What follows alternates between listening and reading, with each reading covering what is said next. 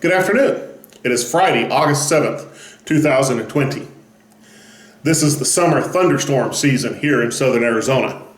And when the thunderstorms build up in the late afternoon, they're tall, massive, dark clouds with massive amounts of lightning and thunder and wind and rain, occasionally hail. And the rain is sometimes heavy enough that it will fill the washes to where they're running and even overflowing. It can get quite exciting. Well, I want to read to you and talk to you today about an incident in the lives of the disciples when they encountered a storm and Jesus came and made a difference in their lives, and the disciples learned an unforgettable lesson about Jesus. In Matthew chapter 14, verses 22 to 33, the New Living Translation, second edition, it's recorded that immediately after this, Jesus insisted that his disciples get back into the boat and cross to the other side of the lake while he sent the people home. After sending them home, he went up into the hills by himself to pray. Night fell while he was there alone. Meanwhile, the disciples were in trouble, far away from land, for a strong wind had risen, and they were fighting heavy waves. About 3 o'clock in the morning, Jesus came toward them, walking on the water. When the disciples saw him walking on the water, they were terrified. In their fear, they cried out, "It's a ghost!" But Jesus spoke to them at once. "Don't be afraid," he said. "Take courage. I am here." Well, then Peter called to him and said, "Lord, if it's really you, tell me to come to you walking on the water." "Well, yes, come," Jesus said. So Peter went over the side of the boat and walked on the water toward Jesus.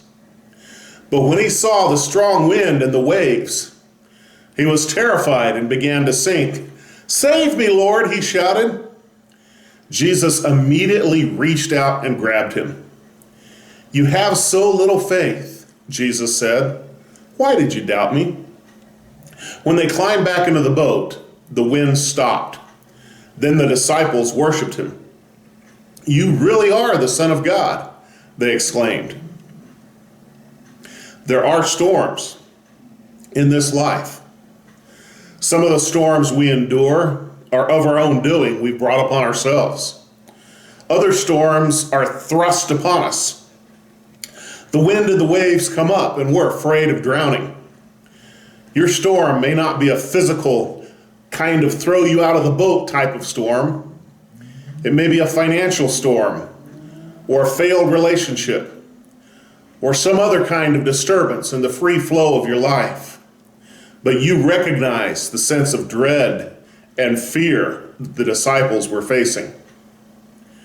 When you're in a storm, God tends to surprise you by his appearance. Walking on the water is no big deal to God, but it's a tremendous shock and surprise to the disciples. Kind of like God appearing to Job in the whirlwind. God does his God thing, appearing when you do not expect him to, with the command, "Do not fear." When every part of your being agrees with your bowels that you ought to be afraid, Jesus says, "Do not fear." And Peter was doing fine as long as he was looking at Jesus.